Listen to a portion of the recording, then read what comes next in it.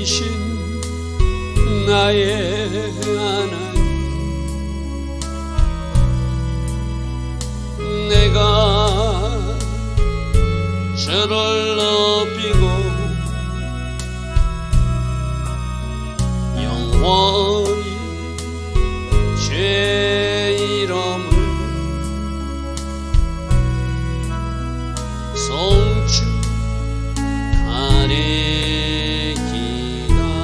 왕이신 나의 예수님, 왕이신 나의 예수님, 내가 주를 높이고 영원히 주의 이름을 송축하리이다.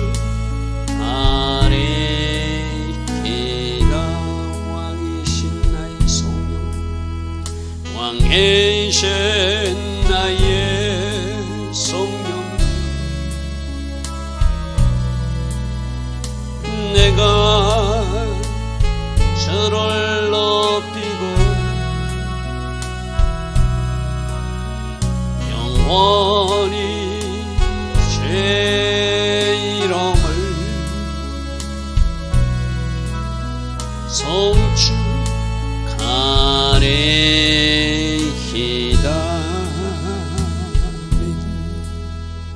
좋으신 아버지 하나님, 날마다 새벽 은혜 주시고 복된 주일 새벽에도 새벽에 일어나 먼저 하나님을 예배할 수 있는 이 은혜, 이 복을 주시니 감사합니다. 오늘도 이 새벽에 일어나 하나님을 예배하는 이들에게 하나님 꼭 필요한 복과 꼭 필요한 은혜를 내려주셔서 이 땅에서 우리 하나님을 모시고 사는 삶이 어떤 삶인지 우리 주변 사람들에게 보여주게 하옵소서.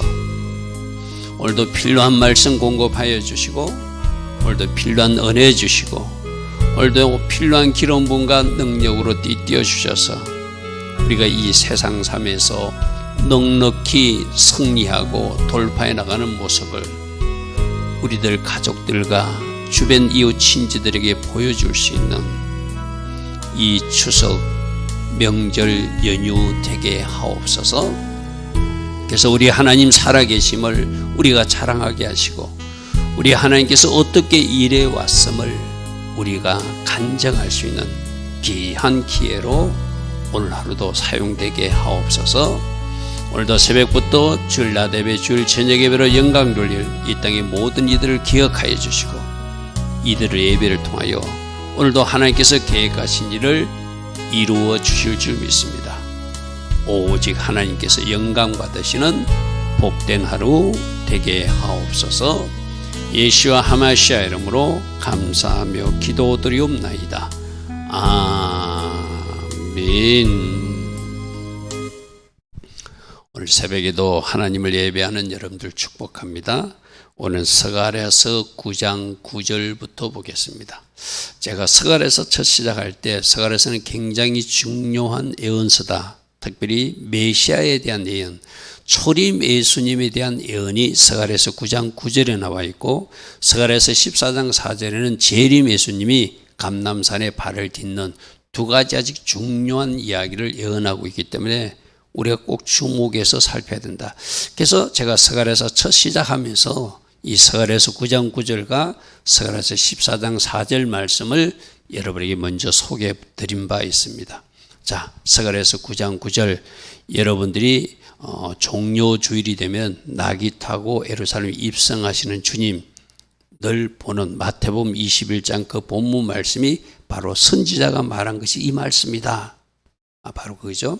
스가랴 선지자가 예언한 것을 그대로 예수님이 작은 나귀를 타고 예루살렘에 입성할 때 많은 사람들이 호산나 호산나 외쳤는데 그들은 재림 예수님과 초림 예수님을 구분하지 못한 오해가 있었다.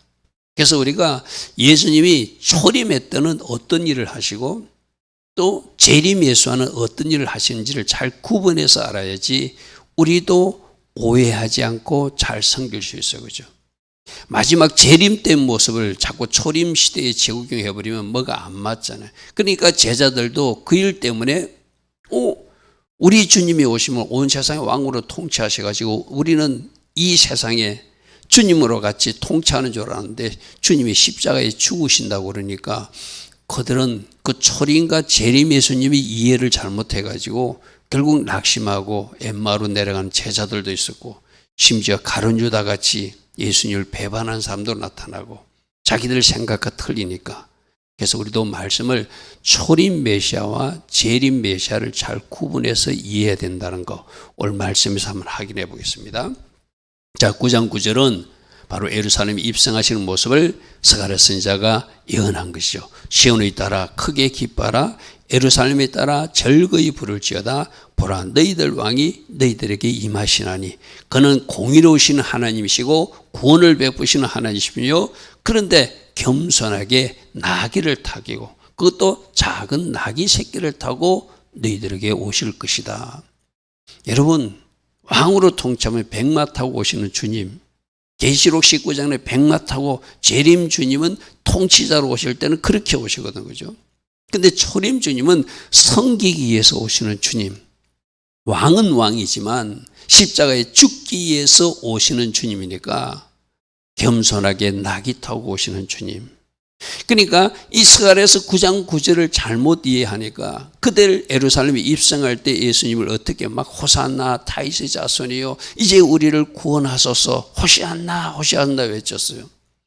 그들이 외침성은 어떤 말이 있었죠? 지금 이제 왕으로 오셨으니까 이제 왕의 자리에 앉아서 저 로마 군대들을 몰아내 주죠. 그 당시 로마 통치 있었으니까 그죠? 자기들에게 진정한 해방과 자유를 달라는 것이죠.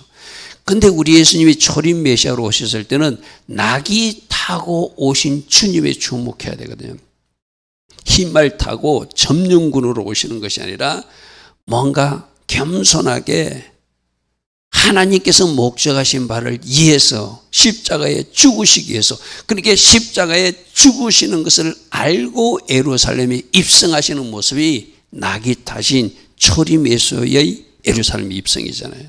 이제는 어떤 기도가 있었죠? 겟세마네에서 하나님 뜻을 확인했잖아요. 이 일밖에 없습니까? 이 일밖에 없으면 아버지 뜻을 이루소서 하고 3번씩이나 땀방울이 핏방울이 되도록 기도한 후에 십자가에서 죽는 것이 하나님 뜻이구나 하고 이제 죽으시기 위해서 하나님의 어린 양으로 예루살렘에 입성하는 모습. 그것도 어떻게 6월절 양을 준비하는 그날에 맞추어서. 그러니까 우리 예수님은 초림 예수님 때는 십자가에 죽기 위해서 예루살렘에 입성하셨고 이제 장차 재림 예수님이 감람산에 발을 딛고 오셨을 때는 이 땅의 메시아 왕국의 만왕의 왕으로 통치하게 오시는 주님이시라는 것이죠. 그것을 우리가 오해하면 안 된다. 제자들은 그 부분을 오해했기 때문에 낙심하는 사람도 있었고 심지어 가룟 유다처럼 배반하는 사람도 있었고 제자들도 이해가 안 돼가지고 굉장히 그들도 혼란 상태에 빠졌던 것이 예수님이 십자가에 죽으시는 사건이었죠. 자, 10절 내가 에브라임의 병거와 예루살렘이 말을 끊겠고 전쟁하는 할도 모두 다 치워버리겠다. 자, 이 10절 말씀을 오해하면 안 돼요. 조금 전에 9장 9절은 초림 예수님 모습이라면 이 10절의 말씀은 초림 예수님이 재림 때까지 이루셔서 종말적으로 이루실 샬롬 메시아 왕국의 모습이거든요. 그러니까 이 10절의 모습은 초림 예수님의 모습이 아니라 재림 예수님이 오셔서 이 땅에 완전한 평화를 주시는 그 단계거든요. 그러니까 이게 예언서가 어떤 것은 초림을 말하고 어떤 것은 재림을 말하니까 제자들도 혼돈할 수 있었겠죠. 그죠? 자, 내가 에브라임의 병거와 예루살렘의 말을 끊고 전쟁은 이 모든 것을 없애는 것은 평화시대가 도래됐으니까 이제 무기를 없애고 농기구로 바꾸는 바로 그 시대를 말하고 있는 거거든요. 그가 이방 사람들에게 화평을 전할 것이요 그의 통치는 메시아의 통치는 바다에서 바다 끝까지 이룰 것이고 유브라데 강에서 땅 끝까지 이르는 결국 메시아의 통치가 땅끝까지 이루어지기 위해서 초림 예수님이 십자가에 지셨고, 그 예수님이 제자 유대인들을 통해서 복음이 전파되고 복음이 전파되고 복음이 전파돼서 종말적으로 세워질 메시아 왕국 때 이 무기들이 사라지고 그 무기들을 녹여서 농기구를 만들고, 그렇게 하는 것이 메시아 시대 때 모습이죠. 그죠? 완전한 평화 공동체가 이루어지는. 그래서 어린아이가 사자들과 뱀들과 같이 나오는 그런 모습을 성경은 지금 예언하고 있잖아요. 그러니까 9장 9절은 초림 예수님의 예루살렘에 입성하는 모습이고, 10장 10절은 이제 그 초림 예수님의 사역이 시작돼 가지고 십자가 사역으로 복음이 전파되고 온 땅에 전파되어서 온 세상에 하나님 나라가 전파되고, 마침내 악인들은 심판당하는 적그리스도와 그 선지자 그 세력들을 심판하고 나서 이 땅에 메시아 왕국이 세워졌을 때 모든 병과 말과 전쟁의 활도 사라지고 화평한 메시아 왕국이 이루어질 것이고, 그 왕국은 바다 끝까지 땅 끝까지 이르는, 그러니까 9절과 10절은 초림과 재림까지를 우리에게 연결해서 말씀해 주고 있는 것이죠. 너로 말할진대 언약의 피로 말미암아 내가 네 갇힌 자들을 물 없는 구덩이에서 놓은. 자, 여기서 이제 메시아 사역이 나오거든요. 메시아 사역은 뭔가 갇혀 있는 사람들에게 해방과 자유를 주는 사역이래요. 그럼 1차적으로 초림 예수님은 이스라엘 백성들을 로마에서 해방시키는 것이 아니라 일단 영적인 영역에서 그들이 죄에서, 그들이 저주에서 그들을 해방시키는 분으로 오신 분. 자, 너희들 갇힌 자들을 물 없는 구덩이에, 마치 물 없는 구덩이에 계속 있게 되면 그 사람은 죽게 되잖아요. 사망에 이르게 돼. 사망에 이르게 된 사람들이 초림 예수와를 나의 메시아로 왕으로 영접해서 그들이 이제 하나님 은혜 가운데 그 물구덩이에서 해방되는 것, 죄에서 해방되는 것, 저주에서 해방되는 것, 질병에서 해방되는 것, 그 사역을 지금 설명하고 있는. 누구에게 그런 일이 나는가? 갇혀 있으나 소망을 품은 사람들.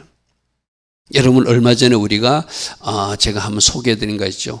어떤 마약에 중독됐던 한 자매도 자기가 그 마약에서 해방되기를 간절히 원하고 갈망했더니 주님이 오셔서 한번 탁 터치해 주심으로 모든 질병과 마약에서 일시에 해방되는 그 놀라운 일들이 지금 일어나고 있잖아요. 갇혀 있지만 소망을 품은 자. 오늘 굉장히 중요한 말씀이거든요. 내가 이 굴레에서 벗어나기를 원하는 사람, 내가 이 죄에서 해방되기를 원하는 사람, 내가 이 저주에서 해방되기를 원하는 사람, 내가 이 중독에서 해방되기를 원하는 사람, 갇혀 있지만 소망을 품은 자들에게 하나님이 해방과 자유를 주시는 그런 은혜를 주시는 분이 바로 메시아 예수와 하마시아라는 것이죠. 너희는 요새로 돌아올지니라. 내가 오늘도 이르노니 내가 내게 갑절이나 갚을 것이나. 자, 여러분, 하나님의 자녀들이 사망에서, 죄에서, 저주에서 어떤 하나님이 기뻐하지 않는 굴레에 갇혀 있다가 그들이 벗어나게 되면은 그때부터 우리 예수님이 주시는 누림이 있는 거예요. 이걸 단순히 갑절로 하는데 풍성한 은혜와 풍성한 축복으로 이 땅에서 하나님 나라를 누리다가 재림 주님이 오셨을 때 완전한 그 나라로 우리가 들어가는 그런 상태가 바로 메시아 예수와로 일어난 사건들이죠. 지금 오늘 새벽에 일어나 예배한 분들, 여러분들 무엇에 갇혀 있다가 해방되었습니까? 아직도 갇혀 있는 영역은 무엇입니까? 잘 묵상하시고, 갇혀 있지만 소망을 품은 자. 누구를 소망하고? 예수가 나를 해방하기를 소망하는 사람들. 예수님이 내가 이 여기에서 탈출하여 주시기를 원하는, 나를 꺼내어 주기를 원하는 사람들은 지금도 그 사역을 하고 계신다. 할렐루야 아멘. 그래서 예수 믿는 사람들은 이 땅에서도 이제 저주에서도 끊어지고, 질병에서도 끊어지고, 잘못된 묶임에서도 끊어져서 진정한 해방과 자유를 누리고, 또 주님이 주시는 갑절의 축복도 누리고 풍성한 누림도 있다가 그 하나님 나라를 누리다가 재림 주님이 오시는 그날 완전한 영혼 천국으로, 메시아 왕국으로 인도받고 영혼 천국으로 우리가 들어가게 되겠죠. 자, 13절입니다. 내가 유다를 당긴 활로 삼고 에브라임을 끼운 화살로 삼았으니. 자, 이 사건도 이스라엘 백성들이 유다와 에브라임이 하나 되어 가지고 저 헬라 제국을 치는 일은 아직 발생하지 않았고 발생하지 않았어요. 그럼 이것도 뭘 이야기한다고 여러분 봐야 됩니다. 지금 우리 메시아 이야기거든요. 예수님이 이 땅에 오셔서 유다 사람들을 사용하고 에브라임 사람을 사용한다는 것은 예수님 제자들이 다 누구였죠? 유대인들이었어요. 유대인들. 그 유대인들을 복음의 전사로 사용해서 그들을 일으켜서 저 헬라 제국도 정복하게 하고 로마 제국도 정복하게 하고 저 아프리카도 정복하게 하는 그 복음의 정복의 역사가 지금도 일어나고 있고 앞으로도 일어날 것이고, 할렐루야 하면 이제 저 유대인들이 하는 역할을 누가 받아서? 신약 성도인 우리들이 받아서 우리들이 있는 그 땅을 정복해 나가는 것, 그래서 하나님 나라가 확장되게 하는 것, 이것이 메시아 초림 예수님이 우리에게 주신 사명이기도 하죠. 할렐루야 하면 종말적으로는 주님이 오셔서 이 땅을 정복해 주실 거예요. 그러나 제 13절의 말씀도 유다를 당긴 활로 삼고 끼운 화살로 저들을 삼아서 헬라를 치는 일은 지금 일어나지 않았어요. 어떻게 일어나고 있죠? 바로 복음으로 정복했잖아요.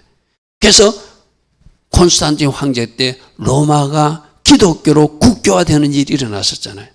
지금 미국에 기독교가 전파되고 유럽에 기독교가 전파되고 저 아프리카, 인도와 중국까지도 지금 복음이 전파되어서 정복해 나가고 있잖아요. 그죠?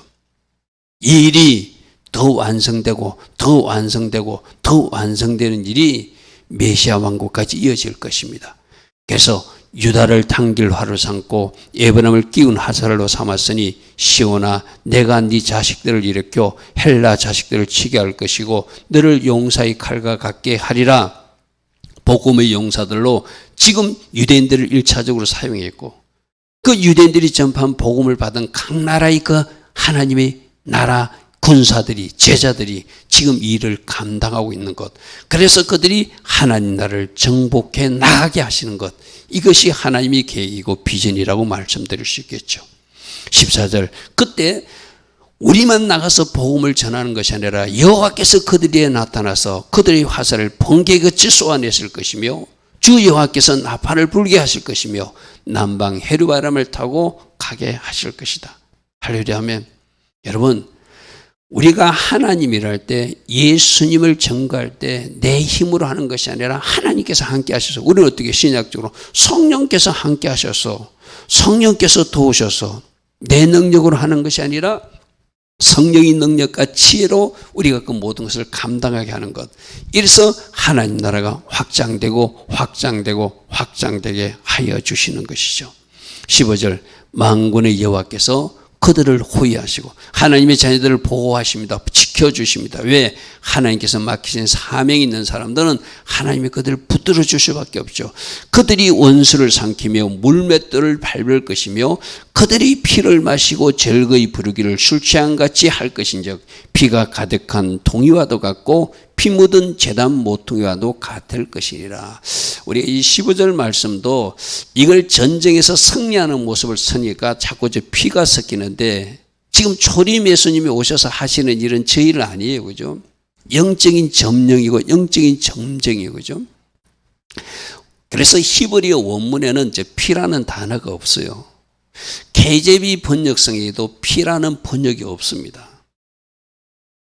우리가 그래서 이걸 15절을 이스라엘 백성들이 실제적으로 나가서 전쟁을 일으키고 그들이 전쟁에서 승리한 모습을, 그러니까 피로 우리가 번역을 했는데 저거는 좀 잘못된 번역이라고 생각해요. 하나님께서 지금 복음의 확산을 통해서 온 세상을 정복하는 초림 예수님이 온 유의의 말씀을 예언으로 받는다면 그들이 가서 복음을 전할 때 우리 주님이 함께 하셔서 그들을 지켜주시고 그들이 원수들을 물리치고 물맷돌을 밟을 것이며 영적 전투를 통해서 우리가 하나님 나라를 확장해 나가는 거잖아요. 그래서 그들이 피를 마시는 것이 아니라 성령의 술을 마시고 철거히 외치고 마치 술 취한 것처럼, 성령의 술에 취한 것처럼 그들이 하나님께서 주신 그 넉넉한 축복과 축제 가운데서 일을 감당하는 것을 표현하는 것이지, 성리의 축제를 이어가는 것을 표현한 것이지 실제적으로 전쟁을 일으켜서 그들이 피를 마시고 뭐 이런 좀 번역이 좀 오류가 있는 것 같아요. 15절의 말씀은 어떻게 이야기해야 된다고? 이스라엘 백성들이 저렇게 전쟁해가지고 이기는 이야기가 아니고 지금 초림 예수님이 오신 이야기거든요. 초림 예수님이 오셔서 그 유대인 제자들이 복음을 전하는 것이고 그들이 나가서 승리하는 모습을, 그들이 나가서 원수를 삼키고 물맷돌을 밟을 것이고 그들이 절거히 부르기를 마치 술 취한 것 같이 할 것인즉 그들이 포도주에 취해서 성령술에 취해서 이 일을 감당하게 될 것이다. 신약 성도들은 우리가 그렇게 하게 될 것을 지금 말씀하고 있는 장면을 이해해야 되겠죠. 그래서 저 피라는 번역은 한글 번역에서 좀 잘못됐다고 저는 생각합니다. 16절, 이날에 그들이 하나님 여호와께서 그들을 자기 백성 양떼같이 구원하시고, 그러니까 하나님이 택한 자들이 있어요. 이 복음이 전파되는 곳곳마다 하나님이 구원할 백성은, 하나님이 찾을 백성들은 찾는 거예요. 그들을 구원하시고 그들이 왕관의 보석, 여러분 왕관의 보석은 가장 중요한 자리에 박힌 보석이거든요. 그들이 구원받은 백성들이 왕관의 보석같이 여호와의 땅에서 빛나는 존재로서 이 땅에서 살다가 또 그들이 받은 빛을 또 다른 사람에게 전해서 또 다른 사람의 머리에 왕관의 보석같이 새겨주는 역할을 하는 것, 이것이 지금 하나님의 구원 역사, 복음 전파 역사에서 나타나겠죠. 하나님께서 누구를 먼저 택한 백성을 구원하신다. 자기 양떼를 구원하듯이 구원하신다. 그 구원받은 백성들은 마치 왕관의 보석같이 빛나는 존재들이 될 것이다. 여러분 생각해 보십시오. 하나님이 찾아낸 백성들, 하나님이 찾아내서 이제 하나님이 자녀 삼아서 하나님 품에 안긴 백성들, 얼마나 하나님께서 기다렸고 찾았던 백성들이겠어요. 그래서 하나님이 그들을 어떻게 취급하는가? 마치 왕관의 보석처럼 빛나는 존재로 생각하시고 취급하신다는 거예요. 그 사람들이 누구라고요? 오늘 새벽에 일어나 예배하는 여러분들입니다. 여러분들 하나님이 왕관의 보석처럼 빛난 존재로, 귀한 존재로 생각하신다는 것이죠. 그리고 또 하나님이 찾고 싶은 그 백성들을 하나님은 우리를 통해서 그들도 찾아지기를 원하시는, 그게 바로 우리가 전해야 될 복음이고 그것이 우리가 찾아서 하나님 앞에 올려드려야 될 하나님 나라 가족들이죠. 할렐루야 아멘. 17절입니다.